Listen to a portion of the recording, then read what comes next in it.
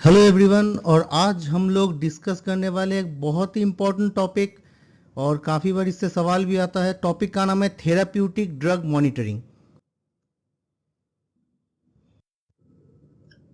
और ये जो टॉपिक है वो हम लोग इन सारे पॉइंट्स पे एक एक करके डिस्कस करेंगे। तो चलिए आगे बढ़ते हैं और देखते हैं एक एक करके सारे पॉइंट्स। सबसे पहले हम तो ये समझ लेते हैं कि थेराप्यूटिक ड्रग मॉनिटरिंग किसको बोला जाता है, डेफिनेशन क्या है इस चीज़ की।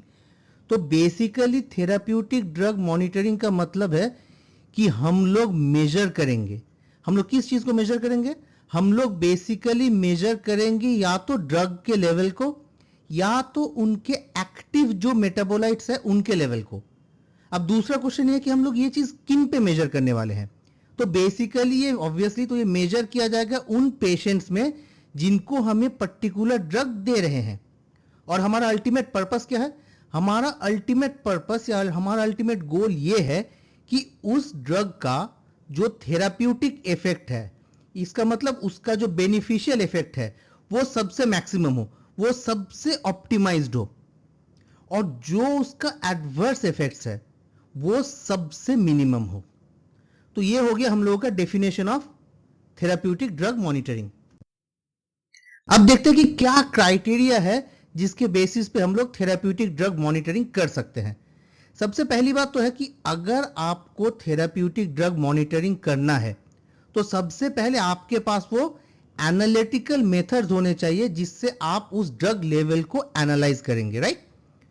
तो सबसे कॉमनली जो यूज होता है वो है आपके इम्यूनो एसेज, जैसे कि रेडियो इम्यूनो एसे। इसके अलावा कभी कभी किन कंडीशंस में हम लोग बहुत specialised method such as gas chromatography या तो फिर लिक्विड क्रोमेटोग्राफी का भी यूज करते हैं।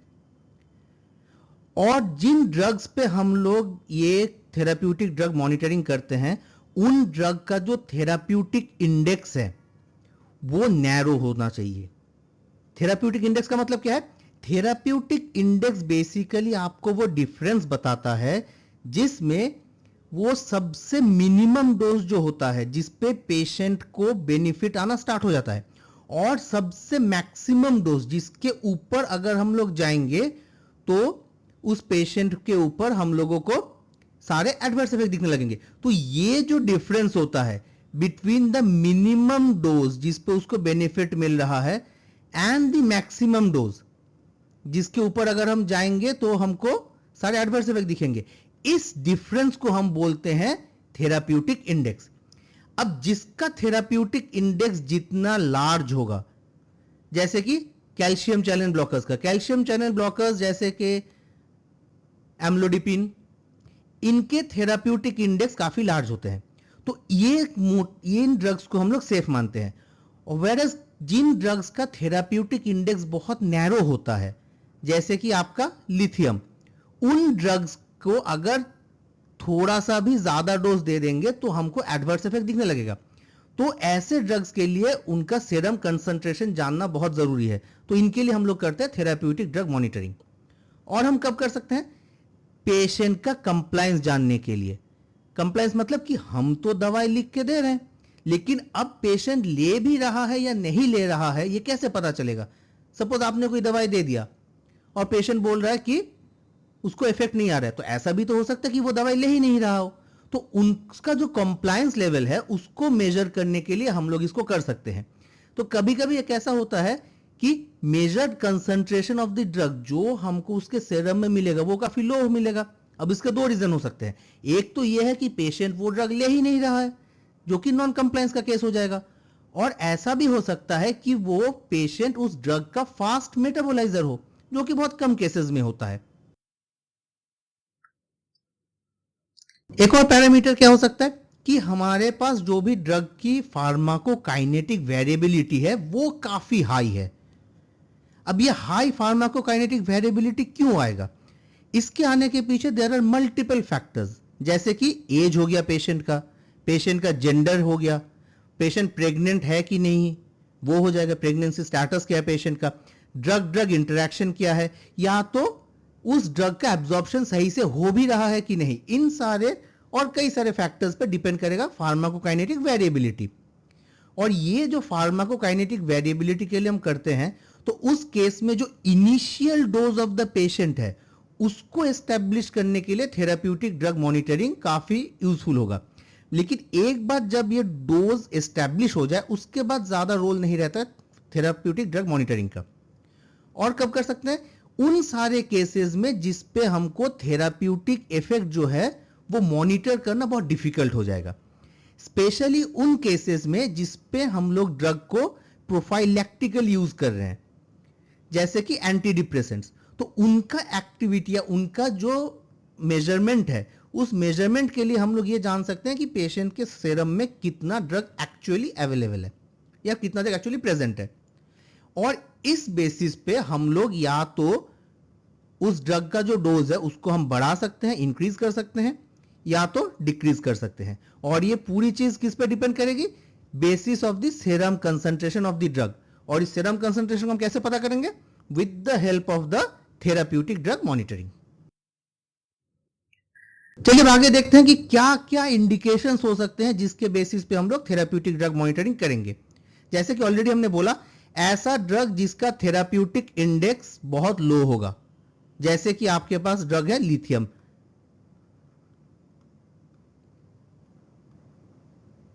दूसरा क्या है? दूसरा रीजन ये हो सकता है कि जिसमें एक डायरेक्ट रिलेशनशिप हो। और ये रिलेशनशिप किस में होगा? कि जो ड्रग का एक्शन है और जो उसका प्लाज्मा लेवल है, चाहे वो ड्रग का हो या उसके एक्टिव मेटाबोलाइट का हो, इन दोनों में अगर एक डायरेक्ट रिलेशनशिप है तो फिर हम लोग थेराप्यूटिक ड्रग मॉनिटरिंग कर सकते हैं। और अगर थेराप्यूटिक इफेक्ट, अगर हमको किसी ड्रग का थेराप्यूटिक इफेक्ट जानना है लेकिन कोई क्लिनिकल ऑब्जर्वेशन नहीं कर सकते हैं, सपोज जैसे कि अगर हम लोग कोई भी एंटी हाइपरटेंसिव ड्रग दे रहे हैं सपोज, तो उस केस में ड्रग का इफेक्ट कैसे आ रहा है या नहीं आ रहा है, यह जानने के लिए हम लोग सिंपली अगर बीपी मेजर करेंगे तो पता चल जाएगा। लेकिन अगर ऐसा कुछ अवेलेबल नहीं है हमारे पास, तो फिर हम कहां से जानेंगे? तो उस केस में हमारे लिए थेराप्यूटिक ड्रग मॉनिटरिंग एक बहुत इंपॉर्टेंट टूल हो सकता है। और लास्ट पॉइंट क्या हो सकता है? कि एक वाइड इंटर इंडिविजुअल वेरिएशन हो इन ड्रग मेटाबॉलिज्म।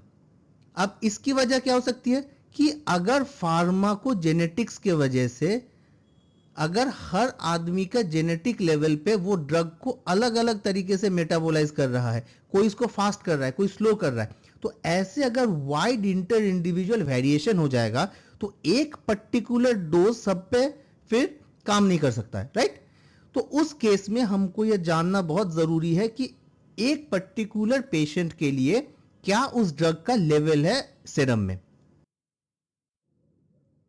फिर अगर हम सोच रहे हैं कि थेराप्यूटिक फेलियर है, अगर हमको दिख रहा है कि थेराप्यूटिक फेलियर है, तो कहीं उसका रीजन ये तो नहीं है कि ड्रग या जितना लेवल हम सोच रहे हैं कि पेशेंट के ब्लड में होना चाहिए उतना है ही नहीं, तो इस चीज को हम कैसे पता करेंगे?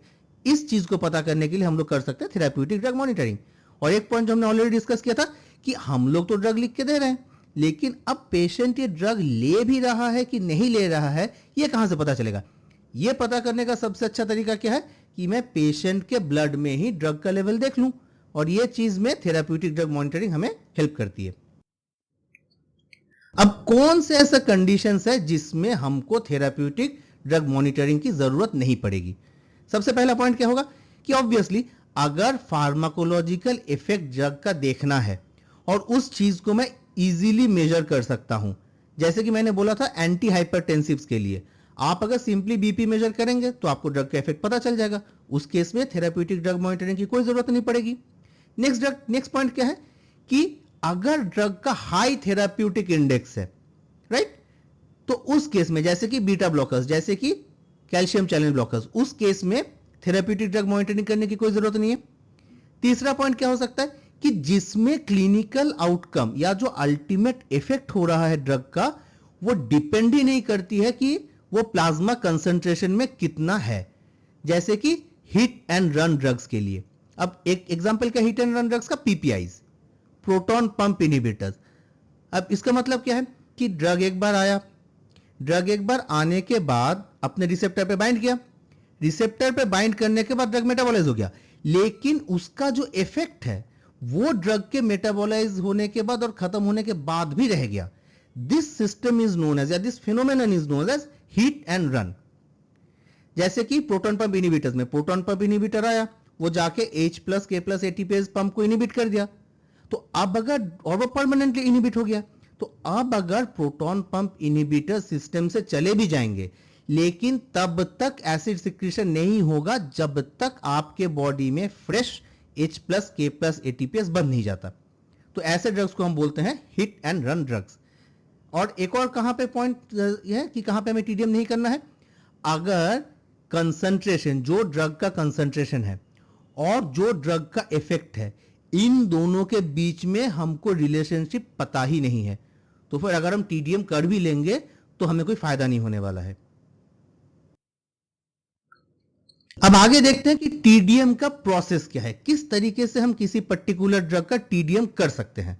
तो सबसे पहले तो बात यह आ जाएगी कि भाई अगर हमें टीडीएम करना है तो सबसे पहले एक रिक्वेस्ट डालनी पड़ेगी कि हमको किसी पर्टिकुलर ड्रग का थेराप्यूटिक ड्रग मॉनिटरिंग करनी है।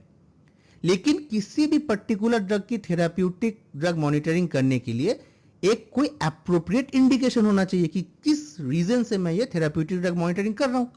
अब वो रीजन क्या क्या हो सकता है, या तो मैं सस्पेक्ट कर रहा हूं कि उस ड्रग की वजह से कोई टॉक्सिसिटी हो रहा हो, या तो ड्रग तो मैं दे रहा हूं लेकिन मुझे रिस्पॉन्स मिल नहीं रहा है, और एक और पॉइंट क्या है कि ये जानने के लिए कि पेशेंट ड्रग ले भी रहा है कि नहीं, कंप्लायंस क्या है। अब जब मैंने रिक्वेस्ट डाल दिया है, नेक्स्ट पॉइंट जो आता है वो है कि इस चीज को मेजर करने के लिए हम लोग सैंपल क्या लेंगे। तो यूजुअली जो हम लोग सैंपल लेते हैं वो सेरम या तो प्लाज्मा होता है, लेकिन अभी के डेट में यूज ऑफ सलाइवा भी बहुत इंक्रीज हो रहा है क्योंकि ये एक नॉन इन्वेसिव मेथड है। तो specially in case of anti epileptic drugs such as carbamazepine, या तो फिर ड्रग सच एज इथोसक्सीमाइड, उन सारे ड्रग्स के लिए हम लोग बेसिकली बायोलॉजिकल सैंपल में सलाइवा कलेक्ट कर सकते हैं। अब जब हम लोगों ने सैंपल कलेक्ट कर लिया, उसके बाद नेक्स्ट प्रोसेस क्या है कि हमको जो हमारी थेराप्यूटिक ड्रग मॉनिटरिंग टीम है उनको ये चीज बतानी पड़ेगी कि हम लोग एक टीडीएम करने वाले हैं, और उन टीम को उसके साथ क्या बताना है कि किस टाइम पे मैंने सैंपल को कलेक्ट किया है। अब हम आगे देखेंगे इसका इंपॉर्टेंस क्या है। जिस पेशेंट का मैंने सैंपल दिया है उसका डोजेज रेजिमेंट पूरा क्या था, किस डोज में मैं ड्रग दे रहा था, क्या ड्यूरेशन था, कितने दिन के लिए दे रहा था, और क्या डोजेज फॉर्म में दे रहा था, टैबलेट था कि कोई लिक्विड फॉर्मुलेशन था, कोई इंजेक्टेबल था, ये सारी चीजें। उसके बाद ये भी बताना पड़ेगा कि पेशेंट का डेमोग्राफिक क्या है, मतलब पेशेंट का एज क्या है, पेशेंट का सेक्स क्या है, पेशेंट को कोई और बीमारी तो नहीं थी इसके साथ। साथ साथ में ये भी हिस्ट्री देना पड़ेगा कि पेशेंट का साथ में और कौन कौन सी दवाई चल रही है, कॉन्कोमिटेंट मेडिकेशंस क्या है, किस इंडिकेशन से मैंने ये मॉनिटरिंग के बारे में सोचा है, और जो ड्रग का मैंने मॉनिटरिंग करने के लिए दिया है उसका थेराप्यूटिक इंडेक्स क्या है। जब इतनी सारी इंफॉर्मेशन पहुंच गई, उसके बाद अब जो लैब है जो ये थेराप्यूटिक ड्रग मॉनिटरिंग करेगी वो अपने रिजल्ट्स उस क्लिनिशियन को, उस डिपार्टमेंट को कन्वे करेगी, और उनको साथ में क्या क्या करना है, उनको ये बताना पड़ेगा कि कौन से टेक्निक से इन्होंने ये एनालिसिस किया है, और ऑब्वियसली वो आपको ये ड्रग का कंसंट्रेशन बताएंगे। अब वो ड्रग का कंसंट्रेशन चाहे मास में बताए या किसी भी मोलर यूनिट में बताए, और जो थेराप्यूटिक कंसंट्रेशन रेंज है उस ड्रग की जो उनको मिला है वो लोग बताएंगे, राइट। अब हम आते हैं यहां तक, जब ये इंफॉर्मेशन पहुंच गई उस पर्टिकुलर पेशेंट को, सपोज ट्रीटिंग फिजिशियन को, तो अब ये ट्रीटिंग फिजिशियन उसके साथ जो उनके पास इंफॉर्मेशन आई है थेराप्यूटिक ड्रग मॉनिटरिंग के साथ, उस इंफॉर्मेशन के साथ साथ वो क्लिनिकली इवैल्यूएट करेंगे पेशेंट को, एंड ये एक वैल्यू ऐड करता है। तो कंसंट्रेशन तो मैंने ऑलरेडी मेजर कर लिया था थेराप्यूटिक ड्रग मॉनिटरिंग से, अब उस थेरापी मॉनिटरिंग के साथ जो कंसंट्रेशन मेरे पास ऑलरेडी है उसके साथ मैं इंटरप्रेट करूंगा कि पेशेंट का क्लिनिकल रिस्पॉन्स क्या था, पेशेंट का डेमोग्राफिक क्या है, और पेशेंट का करंट क्लिनिकल स्टेटस क्या है। इन सारे इंफॉर्मेशन को एक जगह इकट्ठा करने के बाद उसके बाद आती है मेरा final process of therapeutic management. अब अगर मुझे लगा कि इस पेशेंट को इस पर्टिकुलर डोज की में उतना लेवल पे नहीं पहुंच रहा है ब्लड में जिस लेवल में उसको चाहिए या जिस लेवल पे चाहिए थेराप्यूटिक इफेक्ट के लिए, तो फिर मुझे ड्रग डोजेज का जो रेजिमेन है जो डिसाइड किया है उसको मॉडिफाई करना पड़ेगा। और ये जो रिवाइज डोज है इसको हम कैसे कैलकुलेट करते हैं, जो हमारा प्रीवियस डोज रेट था मल्टीप्लाइड बाय द जो मैंने टारगेट प्लाज्मा कंसंट्रेशन को प्रेडिक्ट किया था और जो मेरा स्टेडी स्टेट में और जो मेरा प्लाज्मा कंसंट्रेशन है स्टेडी स्टेट में मेजर करके, ये वाला वो प्लाज्मा कंसंट्रेशन है जो मेरे टीडीएम के बाद मिला है। इस फॉर्मूला के साथ अल्टीमेटली मैं कैलकुलेट कर सकता हूं कि मेरा रिवाइज डोज क्या होगा। अब बात आती है कि भाई सैंपल तो कलेक्ट करना है लेकिन कब करना है। तो जब भी हम किसी पेशेंट को कोई ड्रग देते हैं तो एक तो आता है जब उसका पीक आता है, जब उसका जो लेवल आएगा वो मैक्सिमम आएगा, राइट, इसको पीक बोलते हैं। उसके बाद धीरे धीरे धीरे धीरे उसका लेवल गिरने लगेगा और एक मिनिमम पॉइंट पे आएगा, इस पॉइंट को हम लोग बोलते हैं पीक। और जो उसका मिनिमम पॉइंट है इस पॉइंट को हम लोग बोलते हैं ट्रॉ। तो किसी भी ड्रग का अगर टी हाफ या उसका हाफ लाइफ बहुत कम होता है, शॉर्ट टी हाफ लाइफ वाला होता है, तो उस केस में आइडियली हम लोग करते हैं कि immediately before the next dose, that is next dose पे देने से जस्ट पहले हम लोग उसका सैंपलिंग करते हैं उसके ट्रॉफेज में जिसमें उसका कंडीशन सबसे, जिसमें उसका ड्रग का कंसंट्रेशन सबसे मिनिमम में होगा। और किसी किसी कंडीशन में कर सकते हैं। अगर मुझे ड्रग का वॉल्यूम ऑफ डिस्ट्रीब्यूशन पता करना है तो उस केस में सबसे अच्छा रहेगा कि जैसे ही मैंने पेशेंट को पहला डोज दिया है उसके जस्ट बाद मैंने पेशेंट से सैंपल लिया तो। लेकिन अब अगर मुझे ड्रग का क्लियरेंस को मेजर करना है तो उस केस में सबसे अच्छा रहेगा कि एक बार जब पेशेंट का मेंटेनेंस डोज स्टार्ट हो गया है उस मेंटेनेंस डोज के 2 हाफ लाइफ, जो उसके एक्सपेक्टेड 2 हाफ लाइफ है, उन 2 हाफ लाइफ के बीच में अगर मैंने सैंपलिंग करी तो सबसे अच्छा रिजल्ट आएगा। अब बात आती है कि तीसरा, कि अगर मुझे 2 डोज को एडजस्ट करना है तब कब सैंपलिंग करेंगे। अगर डोज एडजस्टमेंट की बात है तो हम लोग तब सैंपल लेंगे जब उसका नेक्स्ट डोज जो प्लान किया है उसके जस्ट पहले, राइट, इसका जस्ट ट्रॉ फेज में, जब उसका कंसंट्रेशन सबसे कम होगा तब हम लोग लेंगे सैंपलिंग, अगर मुझे डोज को एडजस्टमेंट करना है। और अगर मुझे टॉक्सिसिटी में कर रहा हूं, मुझे सोच रहा हूं कि ड्रग की वजह से कहीं टॉक्सिसिटी तो नहीं होगी पेशेंट को, इस कंडीशन में एज सून एज पॉसिबल, जितनी जल्दी हो सके उतनी जल्दी हम सैंपलिंग कर लेंगे। अब हम आते हैं कि कौन कौन से ऐसे ड्रग्स हैं जिनको थेराप्यूटिक ड्रग मॉनिटरिंग की जरूरत पड़ेगी। तो वो सारे ड्रग्स जो सीवीएस पे एक्ट करते हैं, ये कुछ एग्जांपल्स हैं जिसमें आपके पास है एमियोडेरॉन, लिग्नोकेन, डिजॉक्सिन। एंटीबायोटिक्स में gentamicin, amikacin, tobramycin. Anti depressants में लिथियम हो गए, ट्राइसाइक्लिक एंटी डिप्रेसेंट्स हो गए। और एंटी एपिलेप्टिक ड्रग्स में फेनिटोइन हो गया, वैल्प्रोइक एसिड हो गया, इथोसक्सीमाइड हो गया, कार्बामाजेपिन हो गया। इन सारे ड्रग्स के अलावा भी ब्रोंकोडायलेटर्स में थियोफाइलिन, कैंसर केमोथेरेपी के केस में मिथोट्रेक्सेट और इम्यूनोसप्रेसिव के केस में साइक्लोस्पोरिन एक कुछ ऐसे ड्रग्स है जिनके लिए थेराप्यूटिक ड्रग मॉनिटरिंग जरूरी है। अब हम आते हैं कि कौन कौन से ऐसे प्रोसेसेस हैं जिनसे हम लोग इस सेरम लेवल, ड्रग का जो लेवल है उसको हम लोग मॉनिटर कर सकते हैं। तो एक तो हो गया कि हम लोग स्पेक्ट्रोमेट्री कर सकते हैं या फ्लूरोमेट्री कर सकते हैं। उसके अलावा हम लोग थिन लेयर क्रोमेटोग्राफी कर सकते हैं। हम हाई परफॉर्मेंस लिक्विड क्रोमेटोग्राफी और गैस लिक्विड क्रोमेटोग्राफी कर सकते हैं। रेडियो इम्यूनो ऐसे कर सकते हैं। एंजाइम लिंक्ड इम्यूनोसॉर्बेंट ऐसे या इलाइसा कर सकते हैं। और फ्लूरोसेंस पोलराइजेशन इम्यूनो ऐसे। ये सारे वो प्रोसेसेस हैं जिन प्रोसेसेस के थ्रू हम लोग एक ड्रग की थेराप्यूटिक ड्रग मॉनिटरिंग कर सकते हैं। अब भाई कोई भी प्रोसेस या कोई भी ऐसी चीज अल्टीमेट तो है नहीं, तो बिल्कुल उसी तरीके से थेराप्यूटिक ड्रग मॉनिटरिंग के भी कुछ लिमिटेशंस है। तो वो लिमिटेशंस क्या है, क्या इसके डिसएडवांटेजेस है। वो लिमिटेशंस में एक तो ये है कि जो भी आपका इक्विपमेंट जरूरत है फॉर थेराप्यूटिक ड्रग मॉनिटरिंग वो बहुत एक्सपेंसिव होता है और एक बहुत ज्यादा टेक्निकल एक्सपर्टाइज की जरूरत होती है। आपका सैंपल प्रॉपर कलेक्शन होना चाहिए एनालिसिस और इंटरप्रिटेशन के लिए। तो सारी जगहों पे ये सारे फैसिलिटीज होना थोड़ा मुश्किल है। नेक्स्ट क्या है, हमने ऑलरेडी बोला है कि उन सारे ड्रग्स जिनके नैरो थेराप्यूटिक इंडेक्स है उन सारे ड्रग्स के लिए ही ये थेराप्यूटिक ड्रग मॉनिटरिंग काम में आने वाली है, राइट। अदर देन दैट बाकी सारे ड्रग्स जिनके हाई थेराप्यूटिक इंडेक्स है उनके लिए थेराप्यूटिक ड्रग मॉनिटरिंग का कोई फायदा नहीं होने वाला है।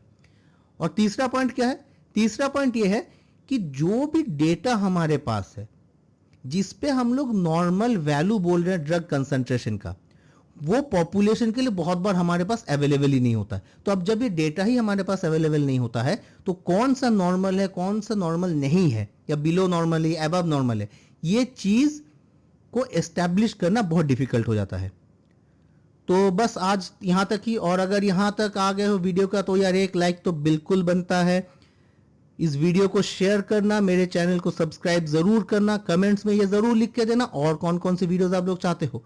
और इसके साथ साथ हम लोग आने वाले समय पे और नए नए वीडियोस लेकर के आएंगे। तब तक के लिए गुड नाइट।